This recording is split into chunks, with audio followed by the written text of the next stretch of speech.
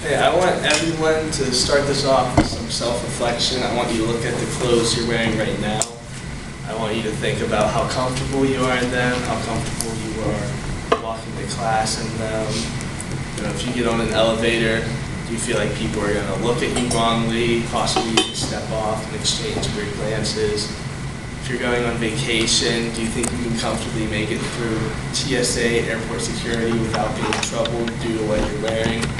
I'm sure many of you do. I know I feel very comfortable with what I'm wearing, but in some cases, Muslim men and women may not feel that comfort if they're choosing to demonstrate their religion and culture through the wearing of a hijab. It's the proper pronunciation. I'll show you guys that later. Typically, that's looked at in Western culture as sort of a taboo thing to wear, and I think one of the biggest reasons is due to the misinformation about what it stands for, why it's worn, the overall practice of the hijab. So we'll start it off with what is a hijab. It's a veil or headscarf. The word hijab is actually Muslim for cover. It's typically worn by women, but not exclusively to them. Men can wear them as well. And the big key behind it all is the idea of modesty, which I will get into a little bit later. The first text describing the idea of veiling or covering yourself with a headscarf or veil was from a 13 BC Assyrian text in which it describes the elite women of the area wearing a veil to kind of separate themselves from what they would call the undesirables. This would be like your impoverished people, sick people, prostitutes was another big example that kept popping up.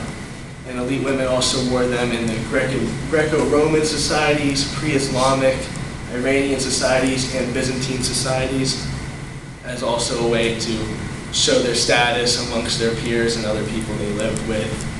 It didn't actually spread to Islamic culture and religion until 16th century, where it was then also used as a societal standpoint. It wasn't really used religiously yet or to show modesty, and it didn't develop that practice until nearing the 19th century, where then it became a cultural practice. So why are they worn? Why do people wear hijabs? Well, in a Muslim religion, they believe that they have to fulfill the commandment of modesty to God, and hijab is used as a tool to sort of fulfill that, to have that modest fulfillment. It's a personal choice by the wearer, typically made after puberty, where you decide how strongly you want to devote your life and your image to God. And it typically is followed with not wearing makeup, perfume, anything else that would draw attention by enhancing beauty or appearance in any way. And as I mentioned with the choice, it's not obligatory. I'll get into later. There's plenty of people of the Muslim faith that feel they can express their faith more internally and spiritually than they can through wearing the hijab. A big reason people wear it is the post 9/11 backlash. It became sadly a huge stereotype where hijabs became synonymous with Muslims, where it was looked at like, oh, this person is veiling, they're wearing hijab, they are obviously Muslim. And so Muslim women sort of appropriated that idea, swung it around and said like, yeah, I am a Muslim woman, here's my hijab, this is what I stand for. And they wear them to express their political and social alliances as well, so you know what they stand for, you know what they don't. It's also an expression of cultural identity. They want to disprove the stereotypes that Muslim women are sheltered, they are sort of, if the word I used was, yikes, they are silenced and oppressed. So this basically, there's the idea that women in foreign countries are oppressed if they are wearing hijabs and different types of headscarves, and they want to show like we can do exactly what you can do regardless of how we dress and how we are interpreted in our religion.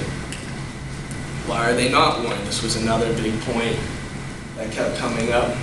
The cultural interpretation of Quran became the hijab when originally it was all about modesty, and as I mentioned, there's a strong population of the Islamic Muslim religion that feels the hijab is not the way to do that. They almost view it as a cop-out, and so they would much rather focus on internal and spiritual relations with their devotion to their God.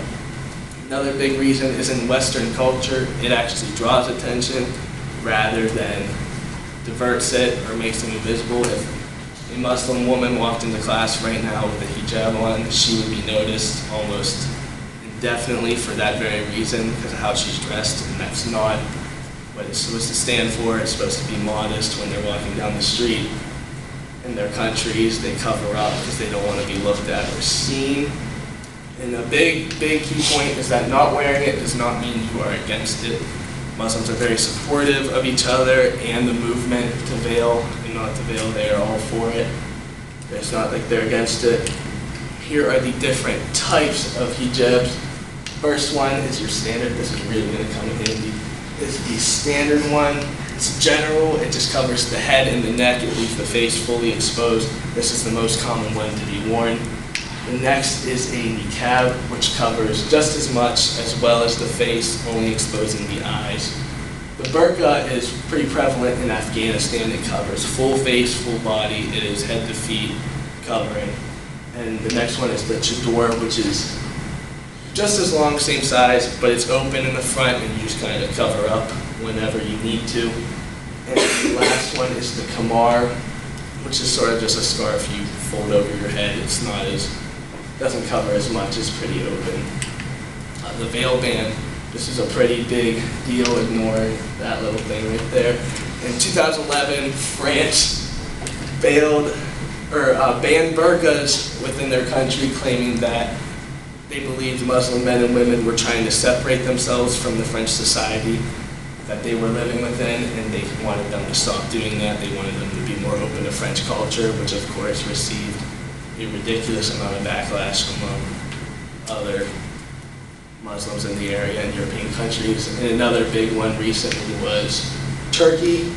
That prevents wearing government buildings, so during everyday life you can still wear them, but in libraries, that was a big one, post offices, courthouses, anything government related, you're banned from that. And Muslims kind of said, like, we don't agree with this. They think that creating the cultural barrier excuse was kind of just their way to try to rip their culture away from them and make them conform to the European society that they are living in.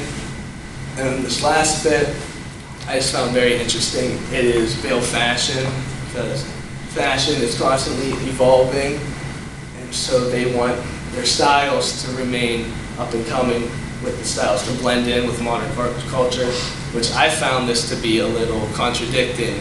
I don't know if I'm allowed to have that opinion because I'm not a part of Muslim faith, but if their whole idea is the modesty, why do you want to wear flashy, bright hijabs that let you stand out in society if it's meant for just not looks? But another thing is that I think it more works for the people that want to wear it just to express their culture, not as much the modesty, religious aspect of the hijab.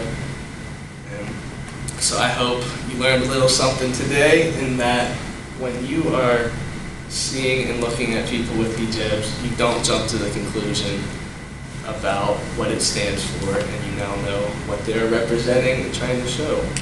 Information from the above websites.